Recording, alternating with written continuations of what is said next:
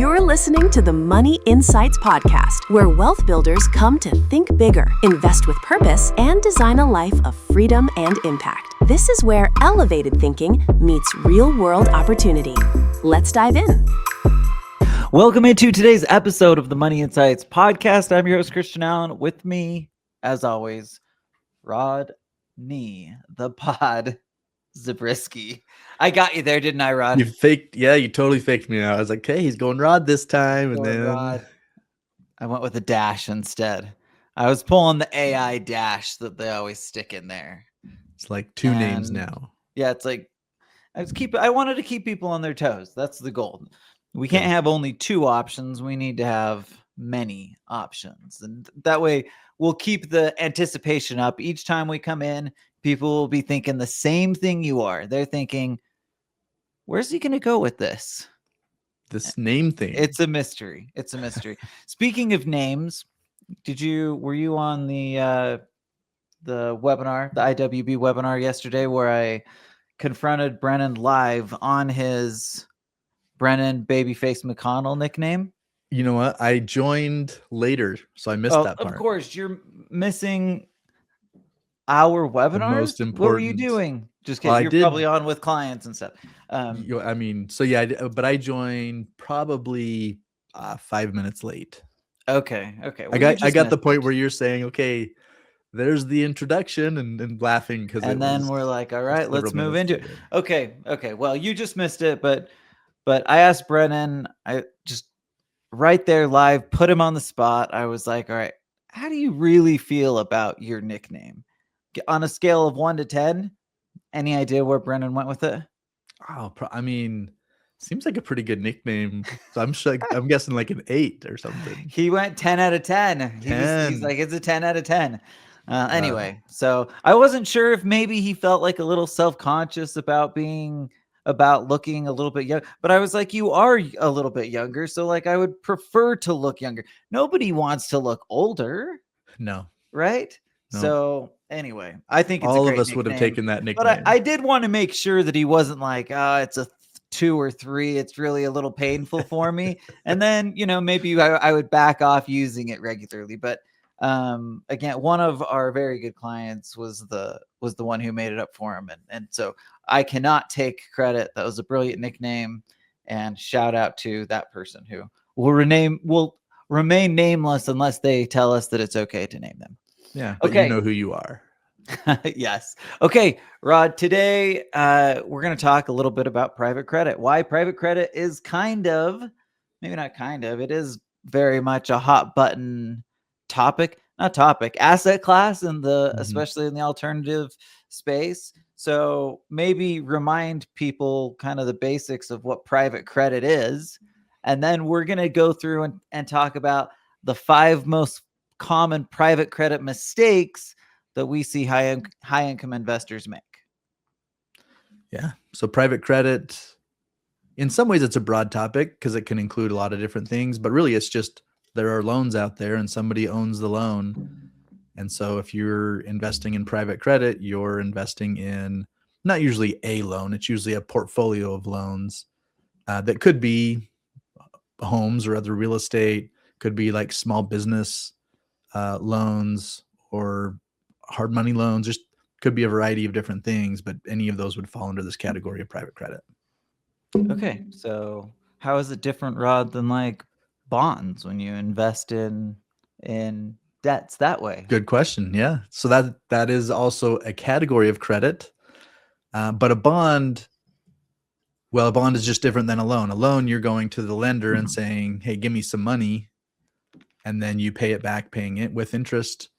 A bond usually is associated either with a government entity or with like a construction project or this large company.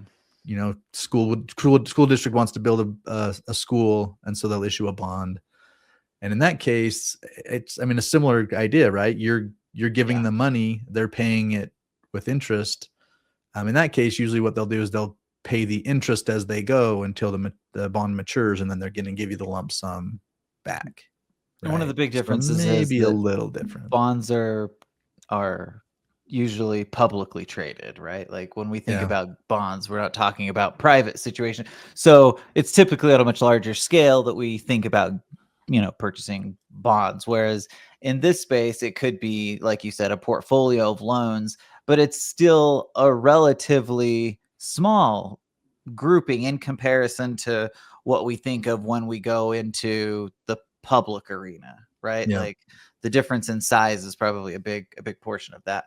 For sure. And so then, you're getting these like specializations within the private credit space where people, so you kind of gave a general overview of what it is. And I guess what I would add to that is just that what we typically see is that there's people who have different specializations in different areas. And so a private credit loan can actually be within many different industries.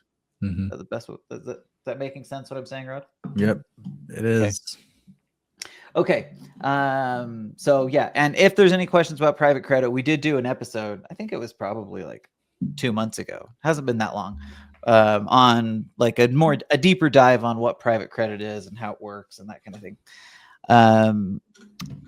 So Rod, that leads us into the 5 most common mistakes we see high income investors make when investing in private credit. Okay, starting with number one. Number one, Rod, is liquidity. I would say not compensating appropriately for liquidity. What do I mean by that? Basically, what I'm suggesting is that oftentimes because because things that we put money into and they just create a cash flow, it feels really safe. It feels super secure. We have proof of concept. It happens over and over again. And the more the payments come in, the more comfortable we get and the more tempting it becomes to move money from our liquidity base to a cash flow place, right? And Yep. and again, that's just one of those things that happens naturally. It's human nature. It's like, okay, I've got this liquidity over here sitting. Maybe it's not getting 8 or 10%. It's not getting an 8 or 10% cash flow on it. It's sitting in, hopefully it's not just sitting in the bank. Hopefully it's sitting in your investment optimizer. And if that's the case, then it's going to be doing pretty well. But like, even then I get the idea that if I can create a little more value, then I just assume that I'm going to be better off. And that's true to the extent that I don't actually end up needing it and finding myself in a difficult position where I can't get to my money. And then maybe I'm having to go pull from a different asset class. Maybe it's a retirement account before I'm, 59 and a half. And I'm just kind of messing myself up. So the key here is that I've got to make sure, Rod, that I have enough. I feel like I'm like the liquidity, I'm like, what's someone that enforces things, Rod? Like the enforcer? The enforcer, yes. Christian the enforcer Allen. And I'm enforcing liquidity. We are going to put our fists down and we are going to keep people from becoming illiquid. Why, Rod? Because liquidity solves all of our financial problems. So yeah. I'm just saying. Okay, Rod, what's number 2? Well, before we do that, when you're looking at these private credit opportunities, they should, and kind of any of that I've looked at, they're very specific about what you can expect in terms of becoming liquid. Sometimes it's on a specific schedule. So they'll say, oh, you're going to invest, and then a year later, there will be a window of opportunity that will open up, and that'll be your opportunity to liquidate if you want to.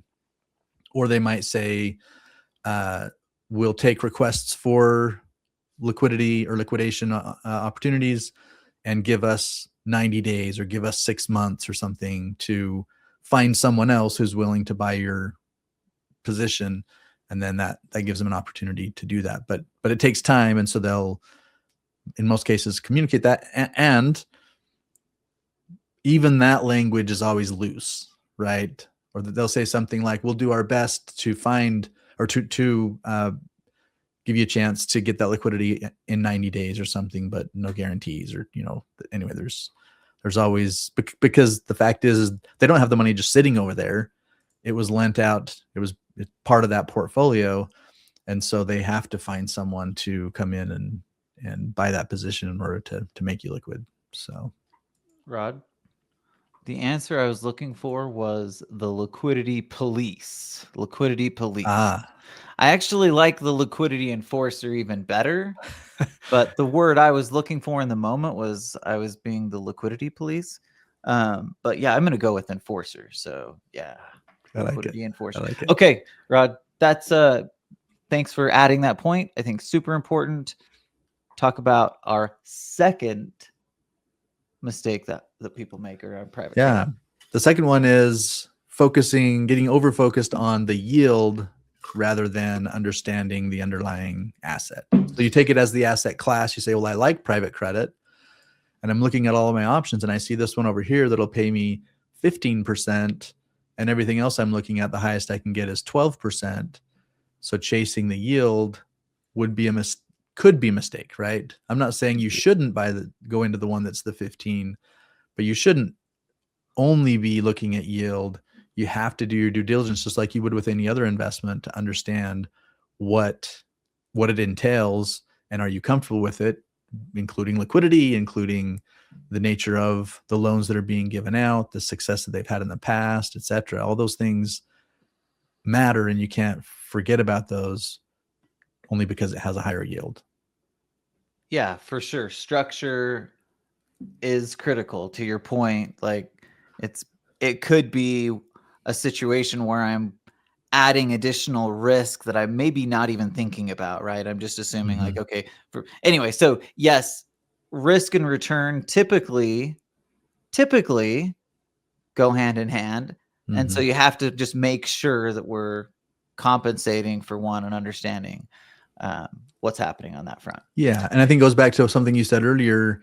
If you get too comfortable with it as an asset class and you just start to feel like, oh, one's just like any other out there. Yeah, that's a great that's point. a kind of a dangerous place to be. Just make sure every time you're getting into a new one that you're doing the same due diligence you did on the first. Yeah, and I think that is especially difficult when we're doing it from, like, let's say we're buying from the same organization, like we're working with the same people. It becomes, to your point, even more comfortable that we don't feel like we're like, hey, these last couple deals that we had with them seem to be working great. I can trust them. I don't need to do the same kind of due diligence. And we're not thinking it like, no one's thinking like, I don't need to do that. It's just easier. It becomes convenient not to. Right. And so and then the other thought on that is just remember to look at different operators, right? Like don't get oversaturated within any one singular operator, because that's just another place that this kind of, over reliance on the things that we're comfortable with can shine through. Yeah. Creates a blind spot. Yes. Okay. Number 3, Rod, we cannot have our incentives misaligned. So what does that mean? We need to understand who gets paid, when, and for what. So in the previous one, we were talking about kind of the overall investment structure, right? We were talking about how it's set up from an investor perspective. Now we're kind of talking about the fee structure. And I've learned, by the way, through we've learned through, okay, so I'm going to take a step back. We were considering doing a capital raise for a business, right? And so we were going through this process with our attorney of understanding how to set it up the right way to make, just to make sure it was done correctly. And one of the things that became crystal clear is that there is a lot of autonomy in how you can structure this type of stuff, right? So you could structure to have the sponsor, the one putting it together, being paid as much on the front end as they are in the back end, or you could have it be completely paid on the back end when when and if and after they've paid all investors, right? So the point is kind of the same thing here. We want to make sure that now, obviously, the kind of deal that we were looking at and this private credit deal are different. but the same conceptually applies regardless of whether we're looking at private credit or any other asset class, and especially again in the alternative space, which is as powerful as it is. It's also kind of the Wild West, right? There's just it's going to be very different than the strict parameters that you often see with publicly traded things in the SEC, and over here, like, there's some oversight, but it's still much different, right? So anybody, regardless of their securities background, can basically create a private deal and then offer it to people. And so it is important to make sure that we know how the actual fee structure is put in place so that we can make sure that it's aligned appropriately with the overall goals of the fund, and that we feel comfortable that there's a good chance of success. Are you someone who's interested in alternative investment strategies? If so, make sure to join our Investment Insider series to get exclusive behind-the-scenes access. We created the Investment Insider series, IIS, to give you access to experienced operators, real investment conversations, and pressure-free education around how these opportunities actually work. You can join at www.moneyinsightsgroup.com/insider access. Back to the episode. Anyway, Rod, that's why it's really critical that we are aligned in the fee structure. We've got to make sure everything checks the boxes. We've got to feel comfortable with it. And typically that means investors get paid first, in my mind. Not always. I mean, right. There's probably situations where I could be convinced otherwise, but I'm going to be most comfortable as an investor if they're putting investor sentiment in front of the sponsors. Yeah. Okay. Well, one thing that I think happens is the private credit side, it feels more simple. And I mean, it's the loan. You're not investing in the operator, where there are a lot more moving parts, and how are they going to make the acquisition, and then how are they going to get things up and operating, and how are they going to create the marketing plan and all those different things, right? Because on this side, it's just like, oh, we're making a loan to someone. There are specific terms. They're gonna pay back that loan based on these terms. So in that way, it's more simple, but you can't ever forget that the other side exists as well. Like, who's taking the loan? What are they using it for? What kind of collateral do we have in the meantime, etc. So, and then now that leads to this part of it. How is everything structured to flow back in terms of how people get paid? All of that matters. And so even though technically it is a more simple piece of the overall puzzle, you still need to know how the rest of the puzzle works is coming together. Yeah, because it's all impactful at the end of the day. It's all impactful. Especially when you're in a situation where it's a smaller, again, this is why people can sometimes feel safer going to bigger organizations, because there's just more risk. The risk is spread. And I take on more of that inside of these kinds of things, but they also drive better returns too. So if I can do the due diligence, I give myself an opportunity for better returns. But again, I have to know the different parts that are happening within the overall equation. Okay, Rod, the fourth mistake that we see people make is getting overly concentrated in this area.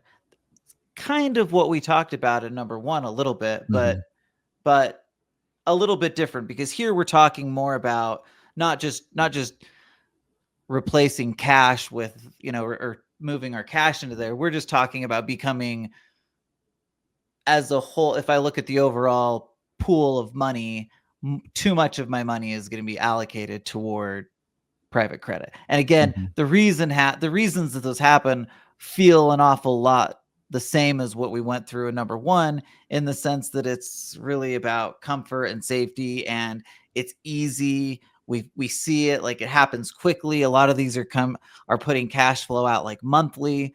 And so it's easy to be like, okay, I put 100 grand in and they just start flushing cash to me. And I do that again and again.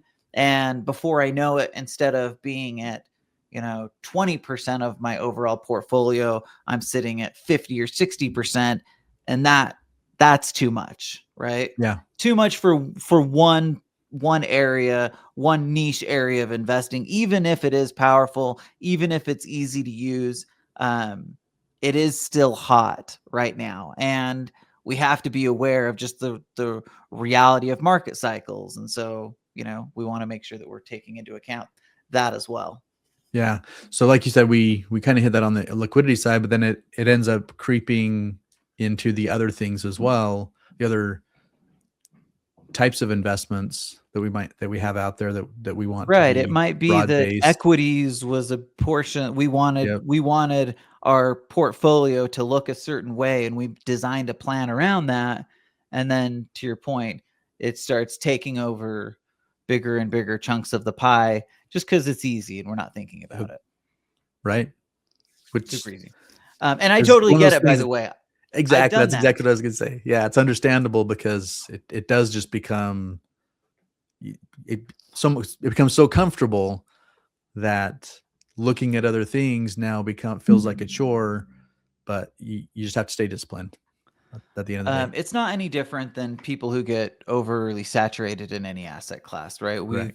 We've met with people over the years who were going all in on gold. We still see people who are really heavy or close to all in the crypto world. That's one that becomes really easy to invest a lot of money into as well. So it's not any different than anything else.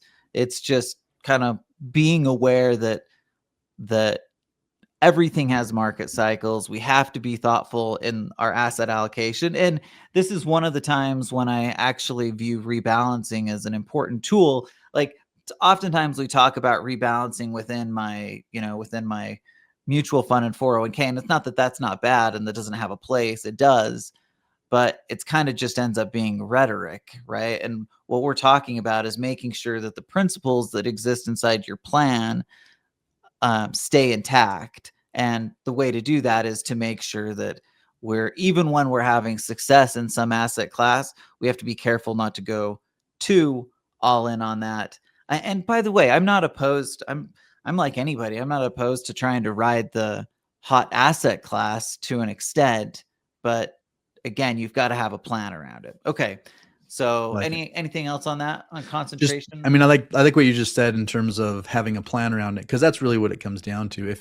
If your plan adjusts and is opportunistic, so to speak, and so it does shift, one way or the other, that's fine. Like, but as long as that was an intentional and not something that just happened just because, again, going back to what we talked about, the creep because of the comfort and those kinds of things.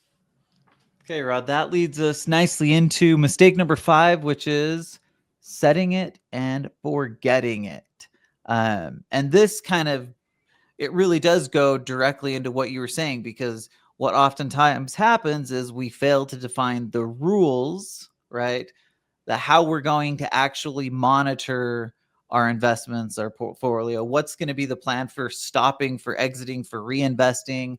And sometimes we're just kind of going based off of feel. I think what we're saying is take a step back initially, have some intentionality, a plan around what that looks like when you've got a clear head, right? Because it's hard to make the best decisions when we see something that we just feel like it just feels like it's performing so well.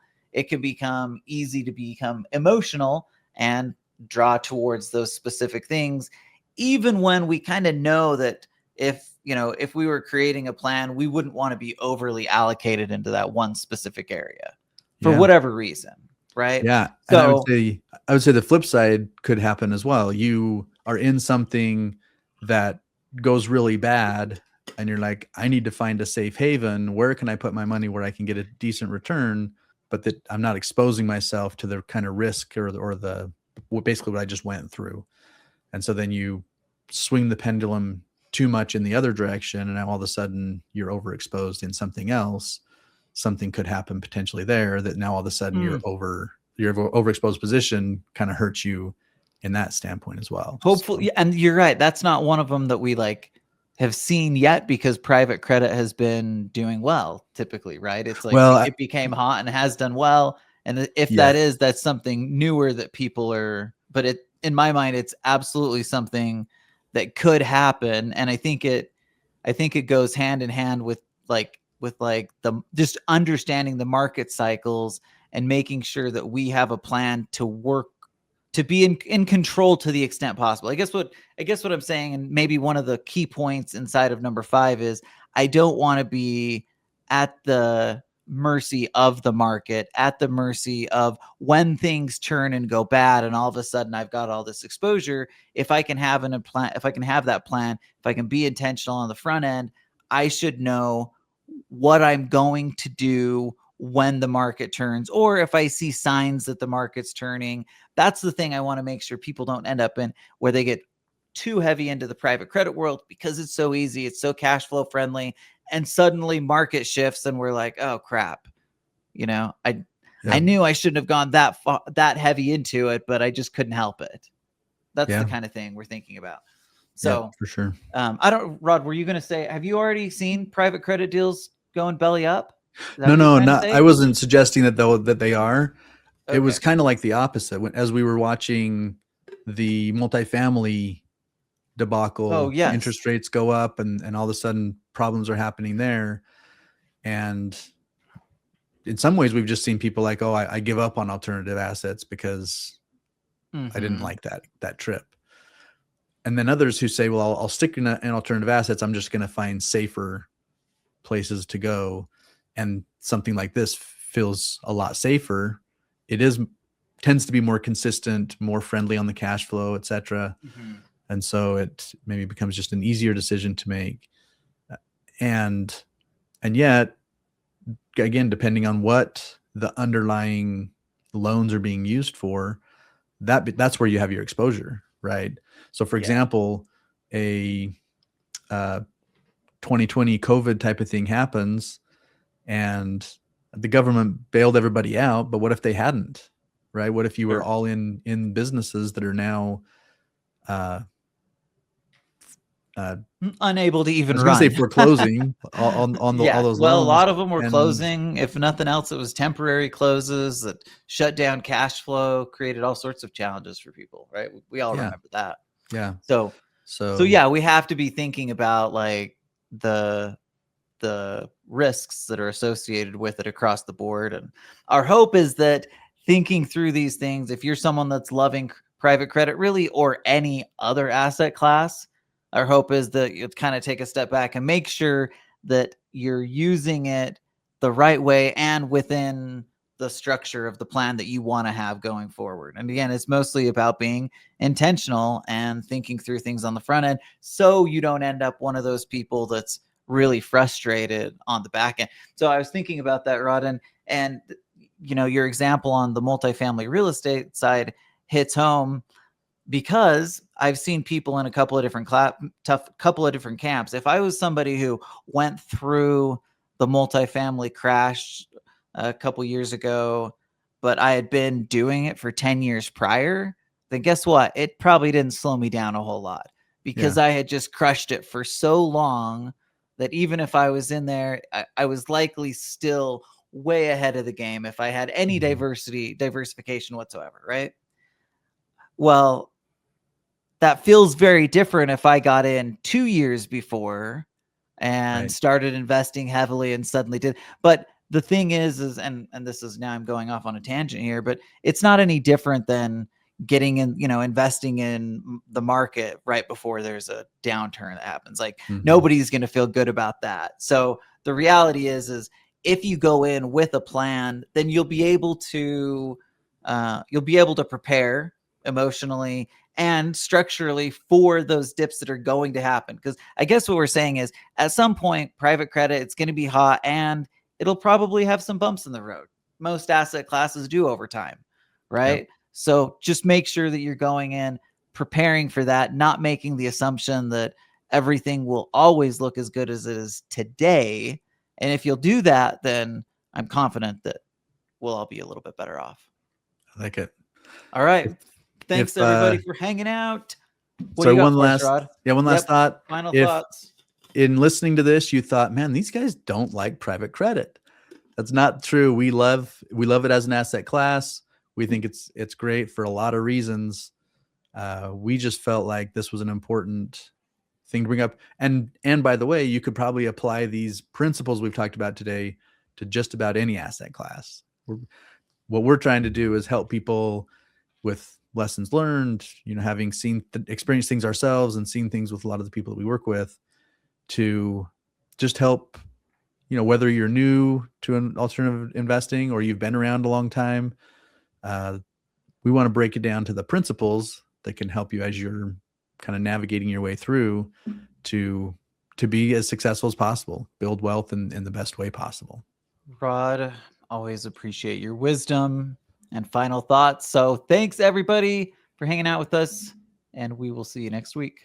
Thanks for listening to the Money Insights podcast. To stay connected and get access inside our community, you can join the Investment Insider series at www.moneyinsightsgroup.com/insideraccess.